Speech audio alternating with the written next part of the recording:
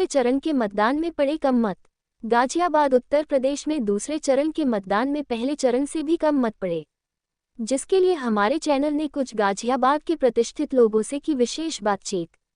मुकेश जौहरी की विशेष नमस्कार, मैं मुकेश जौहरी सबकी खबर से। आज हम आ पहुंचे हैं डायल 100 के सुनील वैद्य जी के पास। हम जानना चाहते हैं कि गाजियाबाद में दूसरे चरण का जो मतदान हुआ लोकसभा का, उसकी जो परसेंटेज है वो क्यों रही। सरकारी महकमे में अपना जोर लगाया, पार्टियों ने भी लगाया, और कुछ सर जैसी जो एनजीओ थी उन्होंने भी लोगों को मोटिवेट किया कि वोट डालें और अपने अधिकार का प्रयोग करें। सर नमस्कार, बहुत बहुत स्वागत है आपका हमारे चैनल पे। क्या कारण रहा कि जो पहले चरण से भी दूसरे चरण में मतदान कम हो पाए? कारण एक तो ये रहा कि एनसीआर के लोग जो सर्विस में करते हैं तो क्योंकि 7:30 बजे में मेट्रो स्टेशन विशाली गया, 9 बजे विशाली गया, काफ़ी लोग सर्विस करने के लिए जा रहे थे, बच्चे पढ़ने के लिए जा रहे थे। उनका ये कहना था हमारी छुट्टी नहीं है, जिसमें हम वोट नहीं कर पाएंगे। और कुछ लोग का ये कहना था हमारी पर्ची नहीं आई, जिसमें हम टाइम नहीं लगा पाएंगे तो हम वोट देने नहीं जा पाएंगे। हम जाएंगे तो पर्ची होगी तो जाते नहीं तो हम जा नहीं पाएंगे, इसलिए वो सर्विस नहीं देते। एक तो सबसे पहले कि आगे कोशिश करनी चाहिए कि एनसीआर में इलेक्शन एक साथ कराएं तो शायद हो सकता है इससे 1 से 2% का वोटिंग में फर्क हो। दूसरा रीज़न ये है कि लोगों को घरों में पर्चियाँ टाइम से नहीं पहुँची और कई घरों में तो पहुँची नहीं है, इसलिए उनको वोट डालने का उन्होंने सोचा हमारा नाम है या नहीं है तो ये पता नहीं लगा। तीसरा रीज़न है कि इस समय हर बूथ के ऊपर जो वोटिंग एजेंट बैठते थे वो काफ़ी कम संख्या में थे, उनको लोगों की पर्ची ढूंढने में काफ़ी टाइम लग रहा था, तो लोग वहाँ से घूम कर कई बार वापस आ रहे थे, तो ये रीज़न भी था। बाकी कुछ सोसाइटी के अंदर नंबर ऑफ वोटर तो बहुत ज़्यादा है, उसमें कई लोग जा चुके हैं, 100 से 150 तक लोग जा चुके हैं, उनके नाम ये भी चल रहे हैं। उस वजह से वोटिंग परसेंटेज कम हो जाता है, वो दूसरी जगह वोट बन चुका हुआ है। जैसे बाढ़ सिटी हमने टेकअप किया था तो उसके अंदर 1900 के आसपास वोट है, जिसमें से 73% वोट पड़े हैं। लेकिन अगर 150 वोट वो निकाल दें जो कि लोग वहाँ रह नहीं रहे, उनके वोट बने हुए हैं, तो वो परसेंटेज 83 से ऊपर बढ़ जाती है। इसलिए हमें जो सोसाइटी की वोटिंग है उसको उस हिसाब से अगर स्टडी करेंगे तो हमारा परसेंटेज ऑफ वोट जहाँ पर बूथ बने इस बार काफ़ी हाई हो जाएगा। तो हमें गाजियाबाद में ये उम्मीद करनी है, लोगों को जितना भी अवेयर कर रहे हैं लेकिन वो समझ नहीं पा रहे। लेकिन गवर्नमेंट को कोई ऐसी सख्ती करनी होगी, क्योंकि अगले महीने तनख्वाह तब मिलेगी जब हम वो हमारी पर्ची अपना वोटर का प्रूफ दिखा देंगे कि मैंने वोट डाल दिया। कहीं ना कहीं गवर्नमेंट को इसके ऊपर इसकी कैसे लेना चाहिए। एक और कारण कल हमने देखा मतदान केंद्र में गवर्नमेंट ने भी कहा है कि आप डिजी लॉकर का जो है इलेक्ट्रॉनिक मीडिया का जो है आप साथ दें और वो लेस पेपर वर्क करें।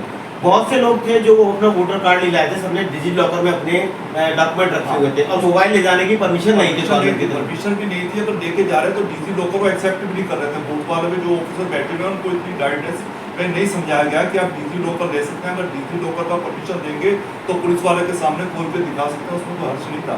लेकिन हमारे यहाँ भी वार्ड 76 के अंदर बूथ नंबर 693 से लेके 93 तक जो लोग, कई लोग 10 से 15 लोग वापस गया जिनका आईडी प्रूफ नहीं थे, उनका प्रूफ घर में पड़े हुए थे, सीधा ऑफिस से आए थे, उनका डिजी लॉकर था लेकिन उनको एक्सेप्ट नहीं किया। ये एक बड़ा रीजन रहा।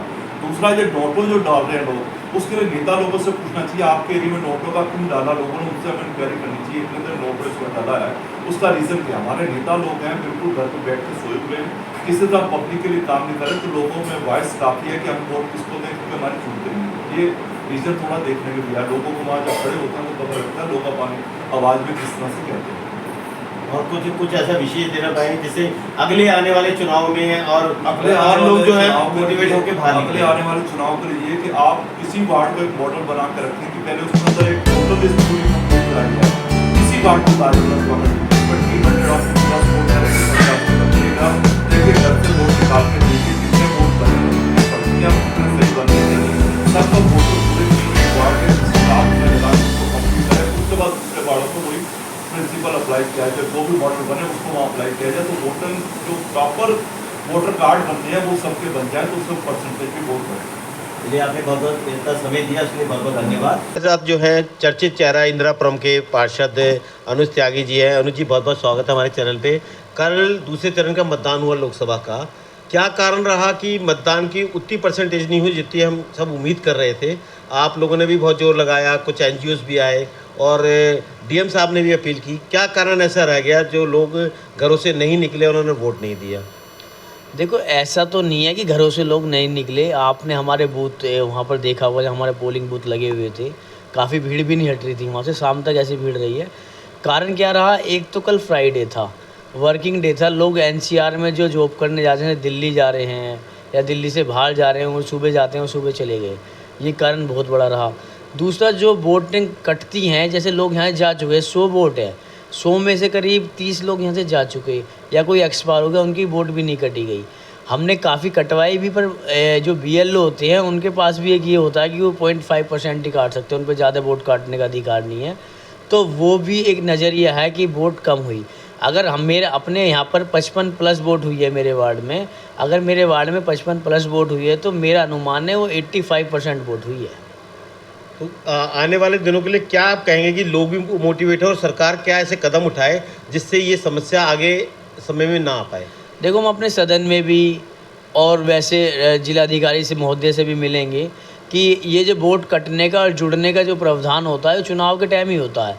ये चुनाव के टाइम ना हो कि ये मतलब जब चुनाव नहीं हो तो उससे पहले भी होना चाहिए। जैसे अब रिजल्ट आए, रिजल्ट जब सब फ्री हो जाएं तो उसके बाद भी इस अभियान को चलाया जाए कि कोई रहता है यहाँ पर या नहीं रहता, जो नहीं रहता उसकी वोट काटी जाए और जो नए लोग हैं उनकी वोट जुड़ाई जाए। मतलब निरंतर ये प्रक्रिया चलनी चाहिए। हाँ। और टाइम टू टाइम ये अपडेट होते रहना चाहिए। बिल्कुल निरंतर प्रक्रिया चलनी चाहिए और अपडेट होते रहना चाहिए।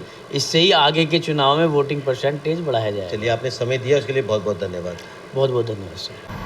हमारे साथ है डॉक्टर रहमान, जो कि इंदिरापुरम में रहते हैं और एक समाज सेवी भी हैं और साथ साथ जो है कहीं ना कहीं समाज के उत्थान के लिए कार्य करते रहते हैं। आइए जानना चाहते हैं, इन्होंने पिछले दिनों हमारे चैनल के थ्रू भी लोगों को आह्वान किया था कि वो ज़्यादा से ज़्यादा संख्या में बाहर निकलें और अपने मताधिकार का प्रयोग करते मतदान दिया जाए। फिर भी इस बार जो है लोकसभा के दूसरे चुनाव चरण में जो है मतदान पहले चरण से भी कम हुआ है। आइए जानने की कोशिश करें। डॉक्टर साहब नमस्कार, बहुत बहुत स्वागत है आपका हमारे चैनल में। धन्यवाद। क्या कारण रहा कि दूसरे चरण के मतदान में जब पहले चरण से भी कम मतदान हुआ? असल में है क्या कि एक तो लोगों को में जो उदासीनता आई है वोटों के प्रति कि वोट उनका कर्तव्य है देना, उसमें नेताओं का बहुत बड़ा रोल है कि नेताओं के अंदर जो करिश्मेटिक कैरेक्टर है वो नहीं रहा और वो जिस भी पार्टी के हों, चाहे वो जिस भी राजनीतिक दल के हों, उन्होंने अपने मुद्दों को जनता के बीच में प्रखर तरीके से नहीं रख पाए। जिसको जो वोटर्स हैं उसको अपने आत्मसात नहीं कर पाए और इसी वजह से वोटों के प्रति उनकी उदासीनता रही। ये 2-3 क्वेश्चन और उठे, हम गए भी लोगों के पास, जैसे लोगों के पास पर्ची नहीं पहुंच पाई, लोगों को यही नहीं पता वोट देना कहाँ पे है, सेंटर कहाँ पे है। दूसरा, ये जो गाजियाबाद है ये NCR का पार्ट है और NCR में एक साथ चुनाव ना होने के कारण कोई गुड़गांव में काम करता है, कोई फरीदाबाद में काम करता है, कोई दिल्ली में काम करता है, उनके ऑफिसों में छुट्टी नहीं थी। उनको कहीं ना कहीं जो है मतदान करने के लिए ना पर्ची मिल पाई और उनके पास इतना समय नहीं था कि उन सबको सर्च कर पाए। तो ये भी कहीं ना कहीं कारण रहा होगा मुख्य। नहीं, होता क्या है कि सर, जब किसी भी कॉन्स्टिट्यूएंसी में आप रहते हैं, अपने घर के पास रहते हैं, तो आप अगर अपने ऑफिसेस में आप अगर इसकी पूर्व सूचना दे देंगे कि मेरे यहाँ फलाने तारीख को, अमुक तारीख को हमारे यहाँ चुनाव है, तो ऑफिस को मजबूरन छुट्टी देनी ही देनी है, चाहे जिस भी वक्त दें। या तो आप पहले छुट्टी ले लें या बाद में मतदान से पहले आपको छुट्टी मिल जाएगी। ये उनको सुनिश्चित करना है ऑफिस को, उसके लिए वो बाध्य है उनको छुट्टी देने के लिए। दूसरी बात जो आपने बोली, उसमें हाईटेक ज़माना है, चुनाव आयोग और बाकी लोगों ने ये इंश्योर किया कि आप कैसे ऑनलाइन भी आप डाउनलोड कर सकते हैं।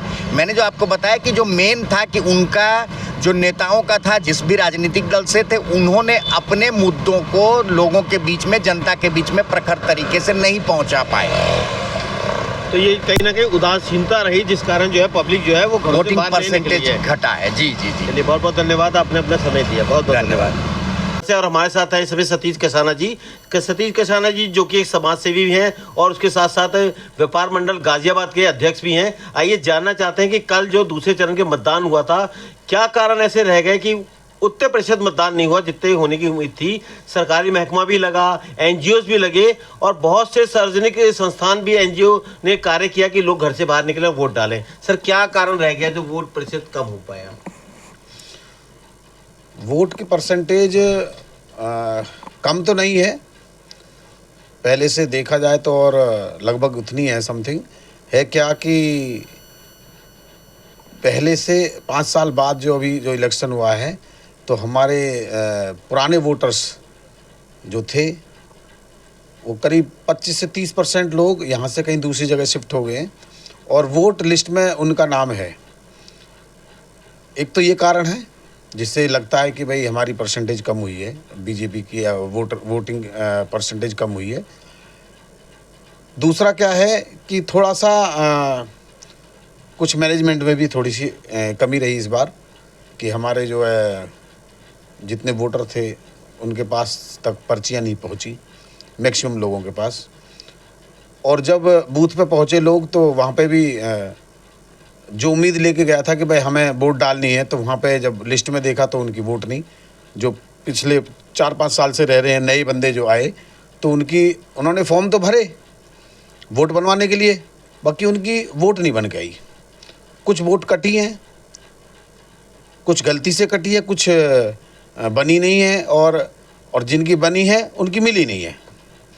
एक कारण तो ये है, और दूसरा कारण ये है कि हम वोटरों को बाहर नहीं निकालने में असमर्थ रहे हैं थोड़ा सा। जितनी भी सोसाइटियां हैं, सोसाइटियों के लोग बड़े कम निकलते हैं वोट डालने के लिए।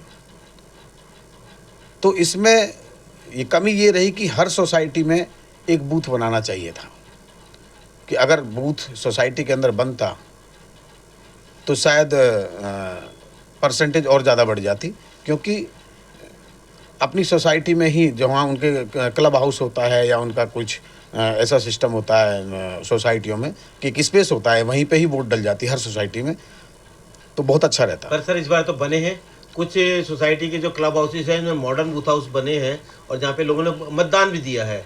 जहाँ तक मैं अभी कुछ लोगों से मिला हूँ, उनका एक कहना ये भी है कि ये गाजियाबाद जो है एनसीआर क्षेत्र में आता है, और एनसीआर क्षेत्र में होने की वजह से पूरे एनसीआर में एक साथ मतदान होना चाहिए। कुछ लोग दिल्ली में काम करते हैं, कोई फरीदाबाद में काम करता है, कोई गुड़गांव में, जिसकी वजह से उन्हें छुट्टी ना मिलने के कारण वो वोट देने में असमर्थ रहे। बिल्कुल, ये बिल्कुल आपकी 100% बात सत्य है, क्योंकि कल यहाँ पे छुट्टी थी इंदिरापुरम गाजियाबाद के अंदर, और दिल्ली खुला हुआ था, फरीदाबाद खुला हुआ था, क्योंकि एनसीआर में आता है। तो यहाँ पे ज़्यादातर यहाँ के लोग जो दिल्ली सर्विस करते हैं,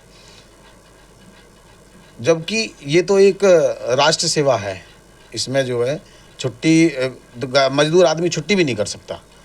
बाकी जब सुबह के टाइम पहुँचते बंदे तो वहाँ पे लाइन लगी होती है, हर आदमी को रहता है, जल्दी होती है कि भाई मुझे तो ऑफिस जाना है अभी।